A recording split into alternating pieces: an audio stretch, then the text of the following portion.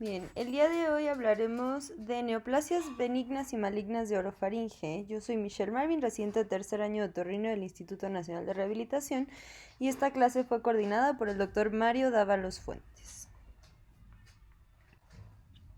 Vamos a empezar con un repaso de anatomía. La orofaringe es la parte de la faringe que se comunica con la cavidad oral. Tiene como límite superior el paladar blando, como límite inferior el borde libre de la epiglotis. Hacia adelante abre hacia la cavidad oral a través del istmo de las fauces, que está limitado por el palato gloso. Incluye la base de la lengua o el tercio posterior de la lengua hasta la B lingual. El límite lateral es el arco del palato gloso, que incluye las amígdalas palatinas, y el límite posterior es la pared posterior de la faringe a nivel de la segunda y la tercera vértebra cervical. Se divide en subsitios, que son las amígdalas palatinas, la base de la lengua, el paladar blando y la pared posterior. Esto es importante cuando hablamos de neoplasias malignas. Vamos a empezar hablando de las neoplasias benignas de la orofaringe. Estas son muy raras. En esta clase abordaremos únicamente las dos más frecuentes, que son el quiste dermoide y la tiroides lingual. Sin embargo, en este sitio se pueden encontrar otras neoplasias benignas como schwannomas, tumores de células de glándulas salivales, etc. El quiste dermoide es una neoplasia benigna. Esta se caracteriza por tener elementos mesodérmicos y ectodérmicos y por lo general es de carácter congénito. Los quistes dermoides de la orofaringe son extremadamente raros, representan del 1 al 7% de los tumores dermoides de cabeza y cuello. Existen tres teorías de desarrollo. La primera es que hay células totipotenciales ectópicas en esta región que se diferencian en estos elementos. La segunda y la más aceptada es que existen restos de estos elementos epiteliales o dermoides que quedan atrapados en la línea media durante el cierre del primero o segundo arco branquial. Esta es la teoría más aceptada. La tercera teoría, y esto es porque a veces se pueden encontrar en adultos, es la teoría de la implantación traumática, que es que hay una implantación por algún accidente o algún evento traumático de estos elementos dermoides en esta zona y estos proliferan. En cuanto al contenido de estos quistes dermoides, como ya habíamos hablado, tienen derivados de ectodermo y mesodermo. Entonces, por lo general contienen folículos pilosos, glándulas sudoríparas, pueden incluso contener dientes. Los quistes dermoides tienen como característica la presencia de adipocitos y estos pueden tener una degeneración maligna. Por lo general estas neoplasias se encuentran en la infancia, como ya habíamos hablado, son tumores congénitos. Si son muy pequeños pueden pasar desapercibidos hasta la edad adulta. Cuando son más grandes pueden presentar síntomas de obstrucción de la vía aérea. Los niños se pueden presentar con disfagia, dificultad respiratoria, pueden empezar con ronquidos o datos de Saus.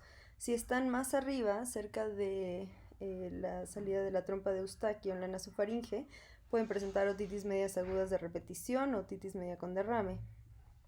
El diagnóstico se hace a través de una visualización directa por endoscopia o la exploración física. Los estudios de extensión que se deben de realizar son estudios de imagen, que puede ser una tomografía o una resonancia magnética. La resonancia magnética se utiliza o es útil para hacer un diagnóstico diferencial con un meningioma o un encefalocele. Esto es cuando queda la duda por tomografía. Es más frecuente en tumores de nasofaringe, pero también algunos de orofaringe pueden presentarse así. El tratamiento de lecciones quirúrgicos es una decisión quirúrgica transoral. Esto puede ser con o sin asistencia endoscópica, dependiendo de los recursos del centro donde se encuentre. Tienen un muy bajo riesgo de recurrencia. La tiroides lingual es otra neoplasia benigna que podemos encontrar en la orofaringe. Esta tiene una incidencia muy baja, de 1 en 200.000. Se forma porque, si recordamos el desarrollo embrionario, la tiroides se forma de la porción ventral del tercer y cuarto arco branquial y desciende desde la base de la lengua, desde este sitio que conocemos como foramen seco, hasta su localización final en la tercera semana de gestación. El trayecto por donde desciende se conoce como conducto tiroideo y por lo general tiene una regresión en la octava semana de gestación. Es decir, este tejido tiroideo ectópico se puede encontrar en cualquier sitio de este trayecto. Lo más frecuente es que se encuentre en la orofaringe o en el piso de la boca, o sea, en base de lengua o piso de la boca. Es importante mencionar que en el 75% de los casos de una tiroides lingual, este tejido tiroideo es el único tejido tiroideo que tiene el paciente. Entonces es importante cuando estamos haciendo el abordaje de estos pacientes hacer un ultrasonido cervical para buscar una tiroides cervical. El 25% de los pacientes también tienen una tiroides cervical y esta puede ser insuficiente, hipofuncional y dar datos de hipotiroidismo.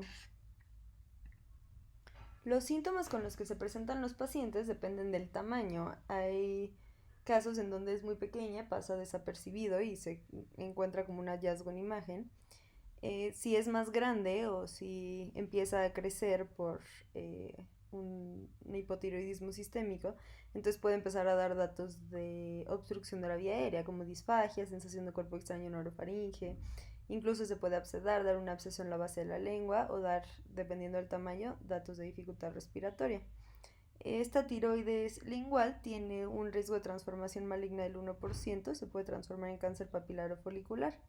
En pacientes asintomáticos eutiroideos no se requiere tratamiento. En pacientes en quienes sí presentan síntomas, se puede hacer una resección quirúrgica o una ablación con yodo 131, más obviamente reposición tiroidea, porque el paciente va a quedar hipotiroideo. Ahora vamos a hablar de las neoplasias malignas.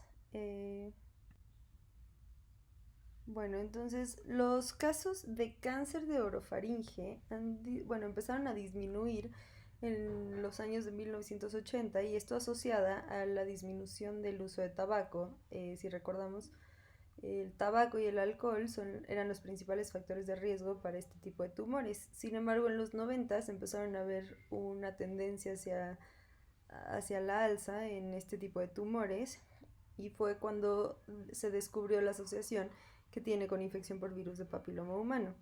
Esta tabla o esta gráfica es de Globocan del 2018, en donde se reportan 92.887 casos a nivel mundial con 51.000 muertes asociadas.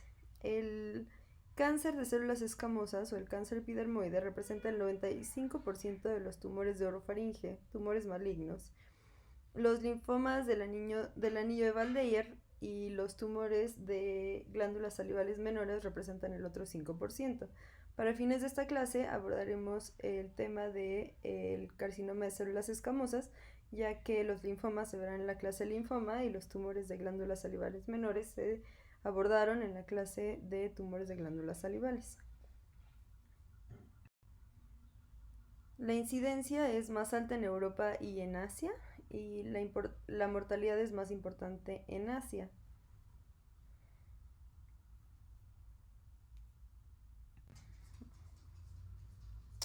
Los tumores epidermoides de la orofaringe se dividen en aquellos que están asociados a una infección por VPH y aquellos que no están asociados a una infección por VPH. El virus de papiloma humano, específicamente el tipo 16, se ha asociado a diferentes tipos de cáncer de células escamosas en cabeza y cuello.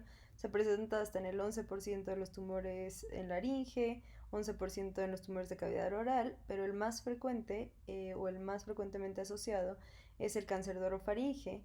Se dice que en la actualidad del 70 al 80% de los tumores de orofaringe son por infección por VPH.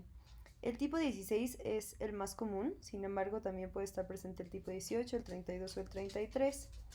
Es por ello que como parte del abordaje de estos tumores se tiene que hacer inmunohistoquímica para P16.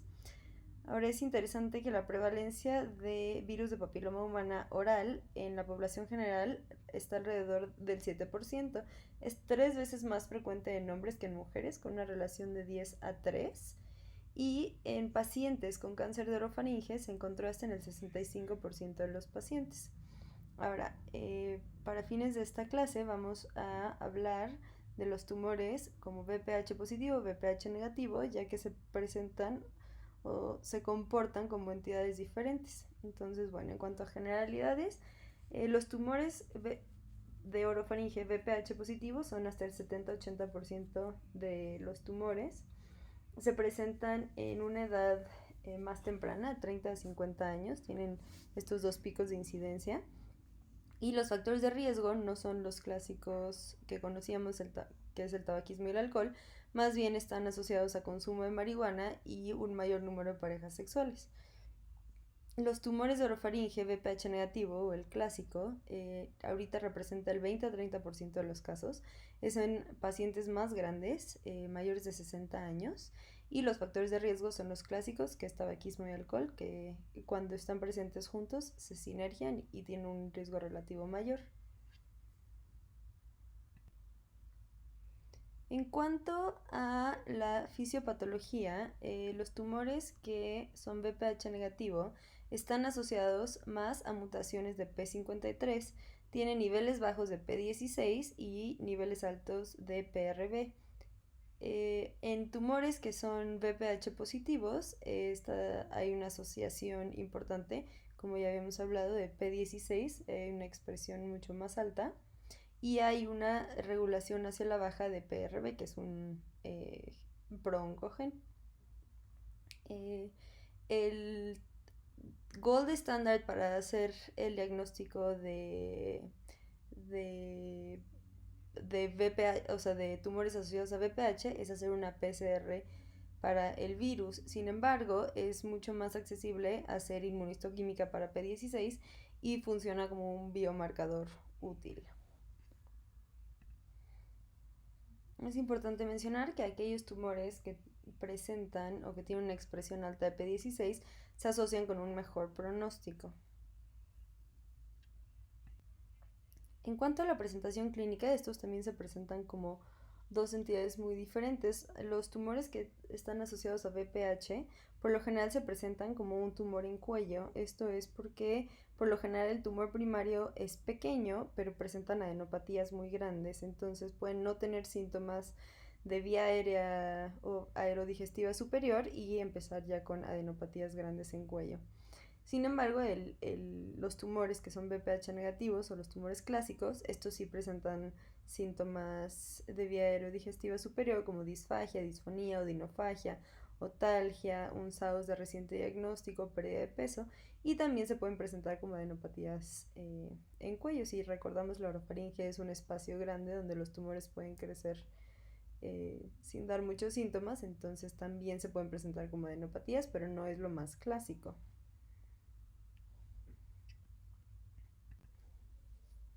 Ahora, en cuanto al abordaje diagnóstico de estos tumores de orofaringe, se tiene que hacer una exploración física completa de cabeza y cuello. Si es posible o si está disponible, se tiene que hacer visualización directa con un nasofaringolaringoscopio. Estas son algunas imágenes de tumores. Del lado derecho superior tenemos un tumor de amígdala que está señalado por las flechas, en donde, si nos damos cuenta, hay una simetría amigdalina importante. Del lado derecho el paciente, la amígdala es intravélica, y del lado izquierdo la amígdala es un grado 2 y además tiene como este borde irregular y este cambio de coloración en la mucosa. Del lado izquierdo tenemos un tumor de paladar blando. Aquí estamos viendo al paciente en posición quirúrgica. Lo que vemos es este abatelenguas. Este es el tubo orotraqueal. Aquí está la úvula, aquí está el paladar blando, y tenemos un tumor que viene al paladar blando y baja. Y en la imagen del centro tenemos un tumor de úvula. Entonces, si vemos aquí, la úvula se ve, además del aumento de volumen, se ve de forma irregular. Aquí hacia inferior tenemos la lengua, la cual también está siendo abatida. Ahora, en caso de ser posible, se debe de hacer como parte del abordaje diagnóstico, antes de tener un plan de tratamiento, una biopsia del primario, si este es accesible, o una BAF de las adenopatías cervicales. En cuanto a estudios de extensión, tenemos tomografía o resonancia magnética con contraste. Las dos son útiles para el diagnóstico.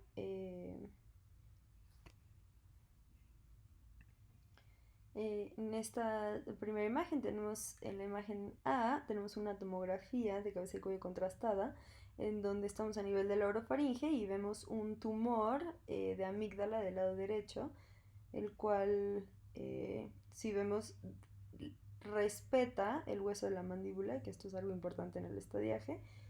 Y pues eso, y aquí vemos la resonancia magnética, en donde encontramos pues los mismos hallazgos, este tumor a nivel de la orofaringe, de amígdala, eh, que ocupa la mitad del espacio de la orofaringe.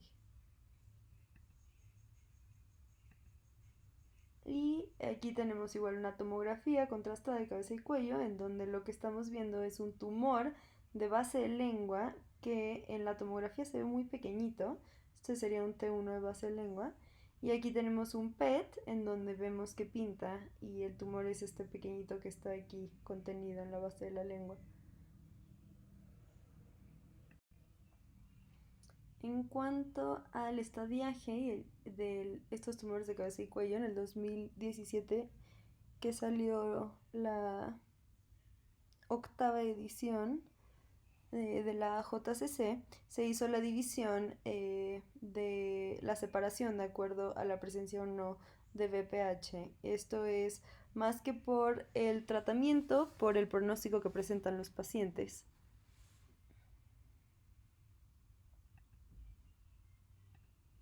Entonces vamos a empezar con el TNM de los tumores asociados a VPH, que bueno, tenemos T0, que no se puede identificar el tumor primario, T1 es un tumor de 2 centímetros o más pequeño, T2 es un tumor que va entre 2 y 4 centímetros, T3 es un tumor mayor a 4 centímetros o que invade la superficie lingual de la epiglotis, y T4 es un tumor moderadamente avanzado, y este es que invade ya la laringe, los músculos extrínsecos de la lengua, el músculo pterigoideo medial, el paladar duro o la mandíbula o más allá. Aquí no se hace la distinción entre T4A y T4B, que es, vamos a ver la diferencia ahora que hablemos de los no asociados a VPH.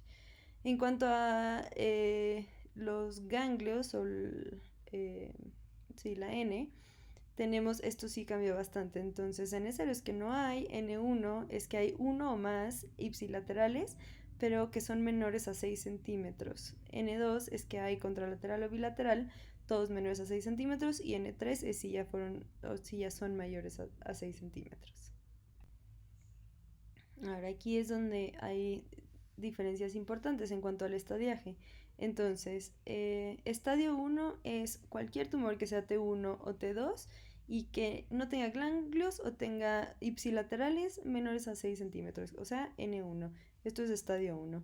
Estadio 2 es un tumor que sea T1 o T2, o sea, pequeño, menor a 4 centímetros, pero que ya tenga un N2. O un tumor T3 con cualquier N, que sea N1 o N2. Si ya es N3 o es T4, entonces ya es estadio 3. Y ya si tiene metástasis, entonces es estadio 4.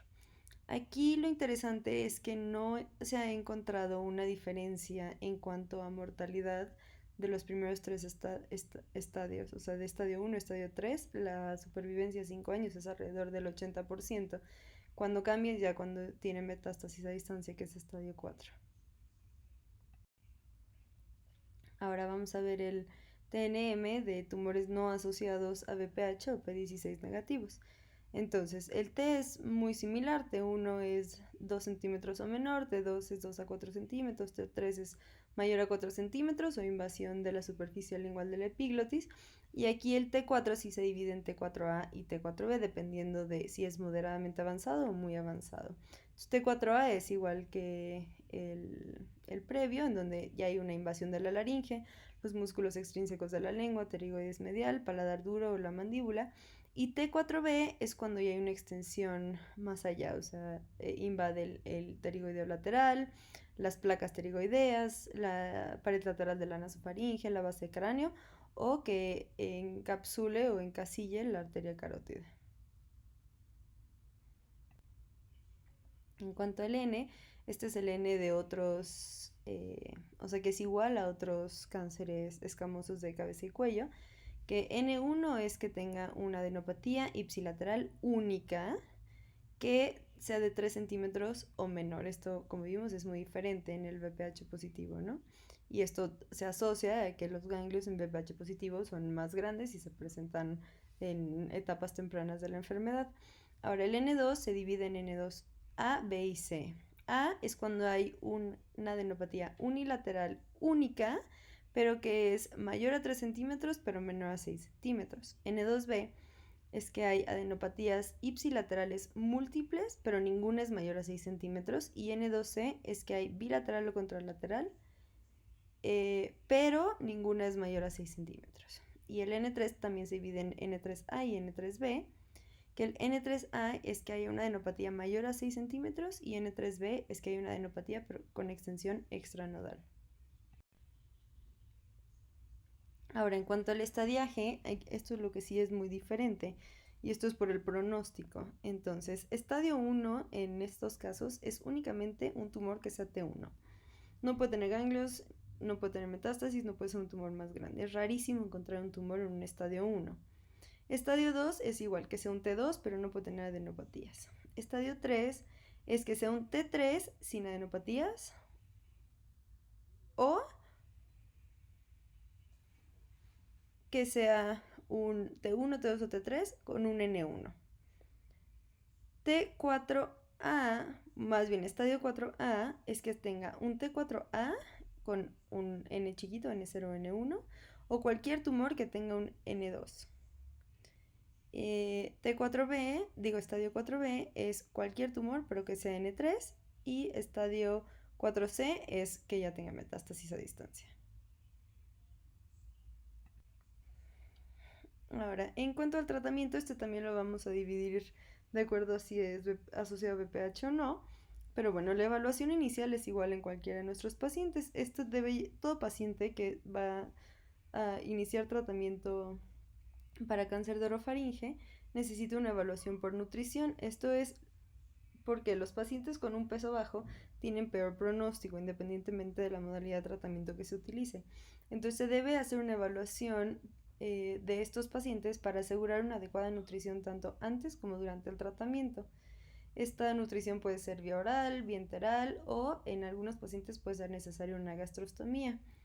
La mayoría de estos pacientes se presentan con disfagia y si no se presentan con disfagia, por lo general presentan disfagia asociada al tratamiento, ya sea por cirugía o por radioterapia.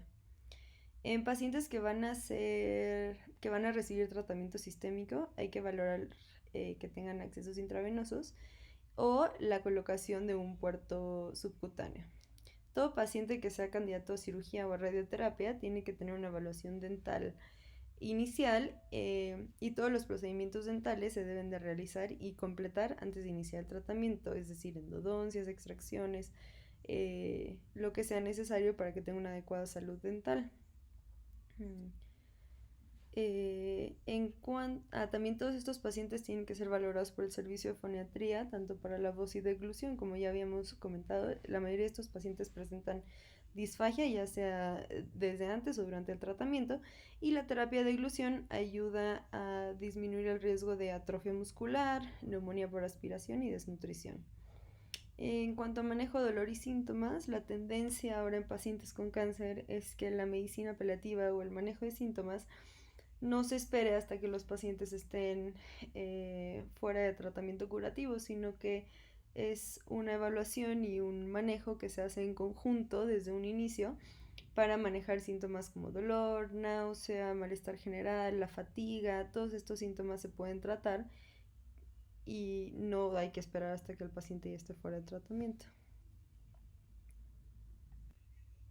Vamos a empezar hablando del tratamiento de tumores que son asociados a BPH. Entonces, en general, el tratamiento consiste en cirugía, radioterapia y quimioterapia. Esto puede ser como monoterapia o en conjunto.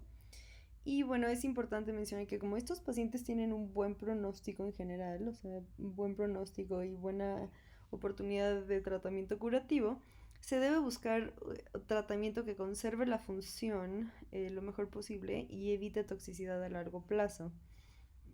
Entonces, bueno, en tumores pequeños que esté 1 T2 sin adenopatías, que es muy raro encontrar a los pacientes en este estadio, porque por lo general, como ya habíamos platicado, lo característico de estos tumores es que se presentan con afección nodal temprana. Eh, pero bueno, si encontramos a un paciente en T1, T2 sin adenopatías, tenemos dos opciones de tratamiento, que es cirugía o radioterapia.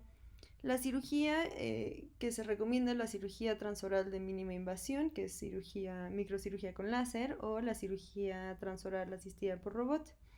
Pacientes candidatos a este tratamiento son pacientes no fumadores, en quienes tengamos potencial de márgenes negativos, o sea, tumores pequeños, en quienes esperemos buenos resultados funcionales incluso con la cirugía es importante que también se hace disección cervical electiva por el riesgo de metástasis ocultas, especialmente en aquellos asociados a BPH, ¿no? Entonces, por ejemplo, cirugía pensando en potencial de márgenes negativos, necesitamos que sean tumores laterales. Entonces, los tumores de amígdala son muy buenos candidatos para este tipo de tratamiento, que tengan poco involucro de paladar blando, ya que si hay un mayor involucro del paladar blando durante la resección quirúrgica, los pacientes quedan con disfunción velofaringea. La cirugía con láser de mínima invasión y la cirugía asistida por robot, los dos han tenido resultados similares en cuanto a resultados oncológicos como en sobrevida. En estos casos, no, cuando los tumores son un poquito más extensos, invaden estructuras adyacentes, no recomiendan hacer abordajes más extensos, ya sea transmandibulares o transcervicales, por la morbilidad que estos causan y porque con radioterapia se pueden obtener resultados similares. Entonces, la radioterapia, que esta igual se aplica al primario y al cuello de forma bilateral por el mismo riesgo de metástasis ocultas, eh, se se indica en pacientes que no son candidatos a cirugía o en aquellos en donde se encuentran en un centro en donde no tienen acceso a cirugía de mínima invasión. Eh, las desventajas del tratamiento con radioterapia es la adherencia al tratamiento, ya que es un esquema diario por 6 a 7 semanas, los efectos adversos durante la radioterapia y la toxicidad a largo plazo. Ahora, pacientes T1, T2 que tienen una adenopatía menor a 3 centímetros, única, también podemos pensar en radioterapia o quimioradio. Depende, o sea, la elección del tratamiento depende de los hallazgos clínicos, los hallazgos en imagen, las comorbilidades del paciente. Ahora, la radioterapia sola está indicada en pacientes que tienen pues, datos de buen pronóstico, aquellos que no fuman, que no tienen datos de extensión extranodal por imagen o clínicos, y pacientes que tienen tabaquismo activo o que tuvieron tabaquismo intenso con un índice tabáquico mayor a 10, que tienen un tumor grande, ulcerado, que tienen datos de extensión extranodal o que las adenopatías en cuello se vean como un conglomerado o que tengan ganglios retrofaringios, en ellos está indicado dar quimioterapia con radioterapia. Ahora, es interesante mencionar que en estudios que han comparado específicamente en este grupo de pacientes radioterapia sola o radioterapia con quimioterapia no han encontrado diferencias significativas en pronóstico. Entonces, la tendencia o lo que se está estudiando en la actualidad es hacia la desintensificación del tratamiento en estos pacientes. Sin embargo, todavía no hay resultados concluyentes. La cirugía también se podría utilizar en nuestros pacientes. Son pacientes muy específicos, aquellos que tengan tumores en donde esperamos tener márgenes negativos, que no tengan datos clínicos por imagen de extensión extranodal. Y bueno, aquí sería resección del primario, disección de cuello bilateral y en este caso sí se recomienda la radioterapia adyuvante.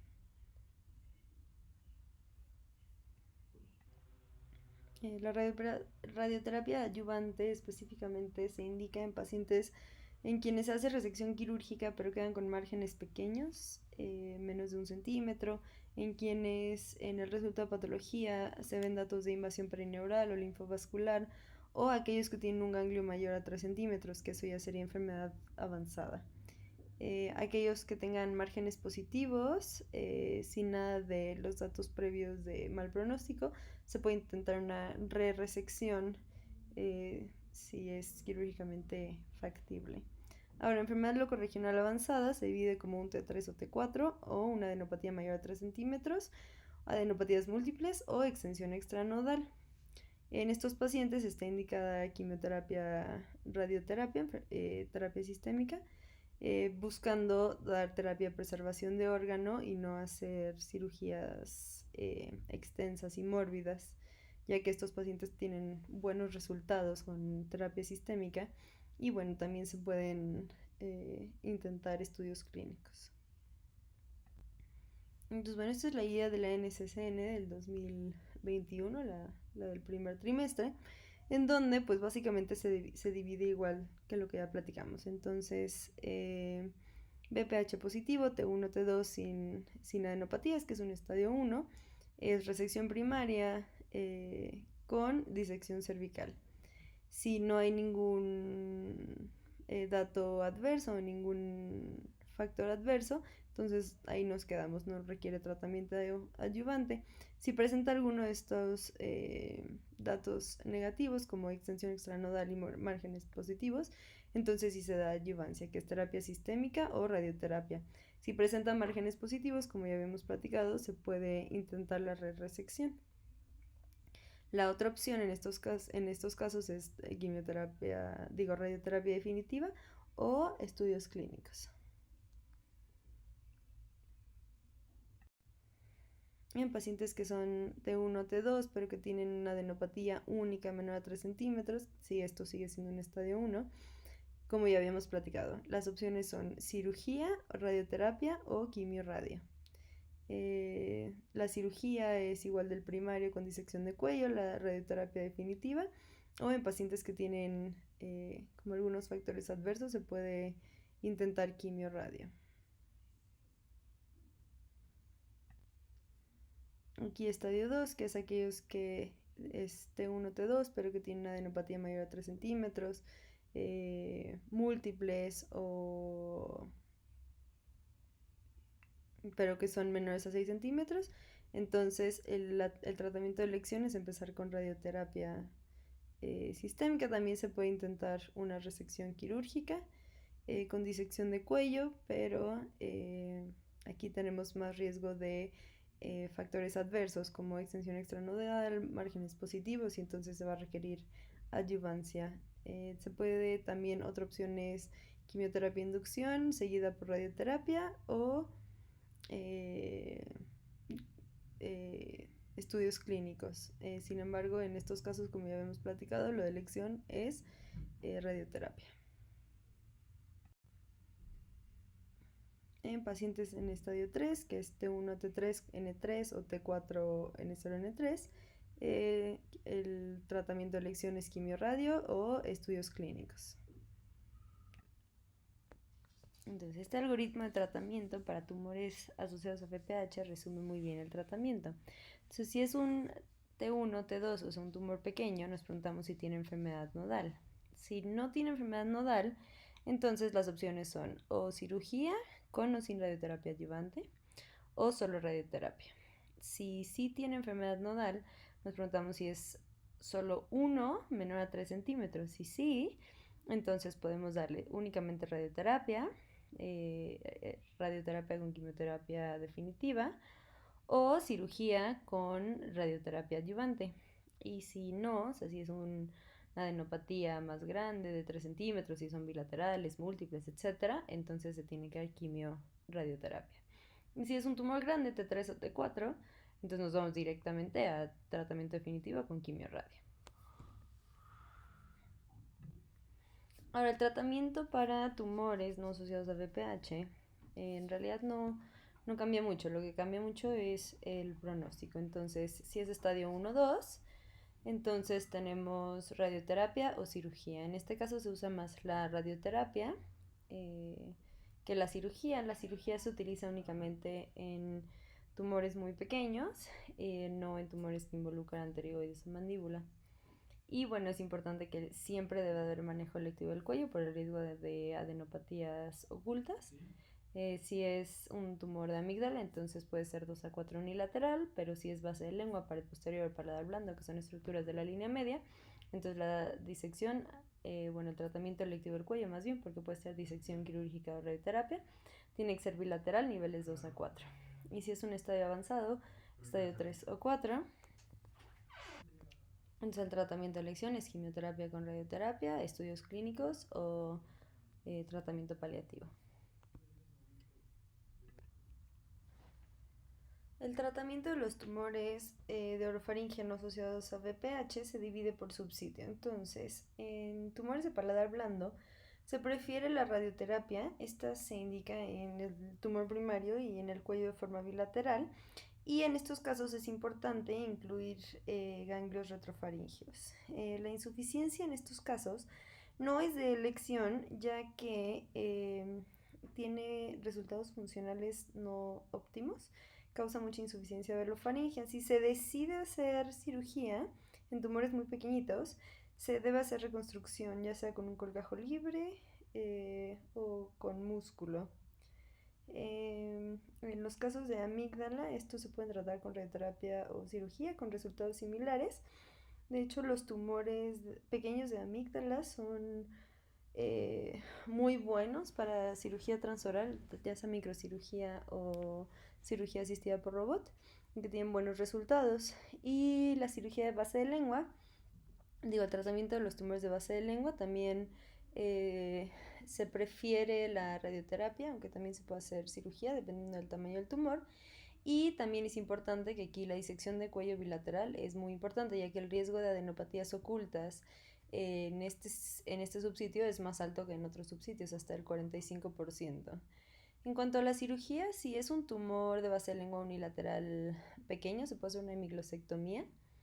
Y en tumores un poquito más grandes, se puede hacer abordaje transoral con microcirugía transoral o cirugía asistida por robot. Este es de elección cuando los pacientes son candidatos, ya que disminuye el riesgo de fístula, de falla de los colgajos de reconstrucción, de abscesos o de osteoradionecrosis de la mandíbula.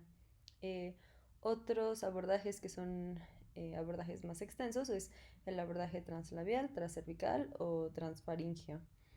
Eh, en estos casos, en pacientes con enfermedad residual post-radioterapia, se utilizará cirugía de salvamento si es factible, y en enfermedad residual postoperatoria se utiliza terapia sistema con quimioterapia y radioterapia.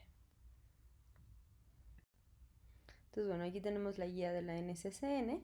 Entonces, en tumores pequeños, T1, T2, N0, N1, que son tumores estadio 1-2, se puede utilizar radioterapia definitiva, que ya vimos por subsitio, pero por lo general se considera el tratamiento de elección, o resección del primario con resección quirúrgica del primario con disección de cuello bilateral. Si no hay factores adversos, entonces no se requiere adyuvancia, pero si ya los hay, entonces se requiere adyuvancia. Si hay extensión extranodal y márgenes positivos, se utiliza terapia sistémica. Y si únicamente hay márgenes positivos, se puede intentar la resección del tumor si esto es factible, y si no, se da tratamiento con radioterapia únicamente o quimioradio. Para tumores que son T1, T2, N1 únicamente, sí se recomienda dar terapia sistémica con quimioradio o estudios clínicos. Ahora en estadio 3, que son tumores T3 a T4A, N0, N1, entonces aquí sí está indicada la terapia sistémica, quimioradio. La terapia con quimioterapia e inducción, aunque esta tiene menos evidencia que la quimioradio coadyuvante, o estudios clínicos. En estos casos ya es muy raro que se indique la cirugía. Y en estadio 4A 4B se da igual tratamiento sistémico o estudios clínicos. El pronóstico de estos pacientes ya no es muy bueno, entonces dependiendo de las características de los pacientes se puede incluso pensar en tratamiento paliativo. Y ya cuando es un 4C ya está fuera de tratamiento curativo, entonces se da únicamente tratamiento de soporte. Ahora, en cuanto al tratamiento quirúrgico, este puede ser transoral o puede ser abordajes extendidos. En los últimos años la tecnología ha permitido estos abordajes de mínimamente invasivos, que es el abordaje transoral con microcirugía o los abordajes asistidos por robot. Se ha hecho una tendencia hacia estos procedimientos más limitados que tienen buenos resultados y la morbilidad es mucho más baja.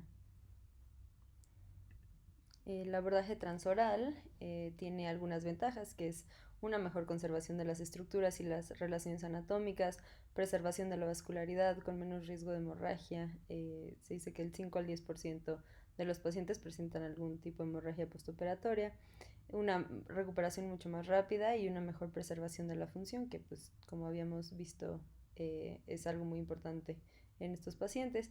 Como desventaja, pues es la visualización limitada, ¿no? Entonces tenemos limitantes como la apertura oral, la presencia de los dientes, lenguas grandes que no se pueden abatir fácilmente. Este tipo de cirugía está contraindicado en casos donde los tumores tienen invasión ósea, invasión carotídea o en tumores que van a requerir reconstrucción. Bueno, como vimos hay dos tipos principalmente, que es la microcirugía transoral, que esta se utiliza electrocauterio, microscopio y láser CO2, o la cirugía transoral asistida por robot. Entonces, bueno, aquí tenemos un paciente del lado izquierdo. Esta es la posición quirúrgica en la que colocamos al paciente. Esto es un abrebocas que se utiliza en este tipo de cirugías. Y la visualización del paciente es así, con la lengua superior y la úvula hacia inferior. En el esquema del lado derecho podemos ver la visualización y la anatomía con estos abordajes. Entonces la lengua está hacia superior, la úvula y el paladar blando están hacia inferior y tenemos obviamente hacia lateral las amígdalas palatinas. Y estas son las estructuras que hay que cuidar. La arteria lingual, ¿no? Que aquí está en la base de la lengua, que está un poquito más lateral y más superficial. La arteria facial, la carótida, su relación y la relación de estos nervios craneales. Entonces, bueno, este esquema es un esquema de una cirugía transoral asistida con robot de un tumor de base de lengua.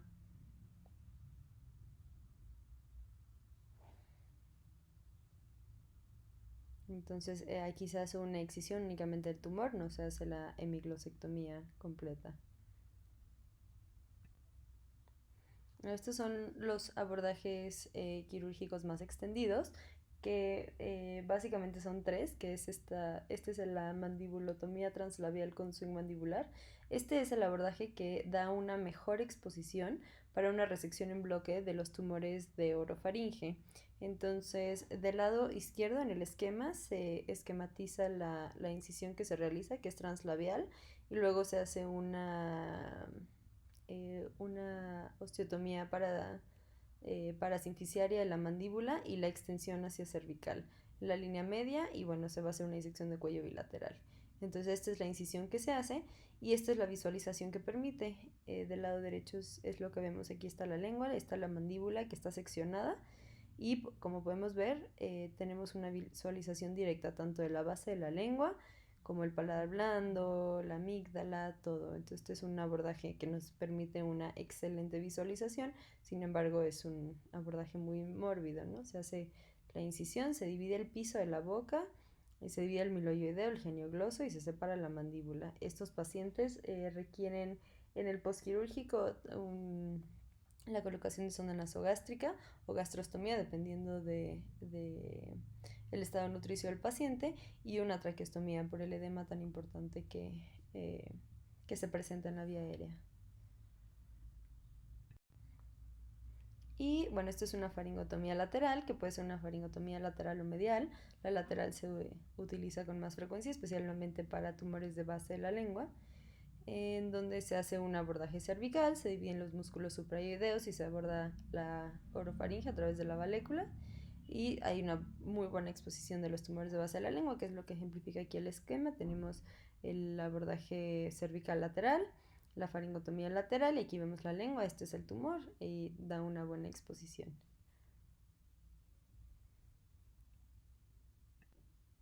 Y bueno, en cuanto al seguimiento de estos pacientes, como en otros tipos de cáncer de cabeza y cuello, la vigilancia durante los primeros 2 a 4 años es la más importante, ya que el 80 al 90% de las recurrencias de estos tumores se presentan en este tiempo. Sin embargo, hasta 5 años después, estos pacientes se mantienen en vigilancia.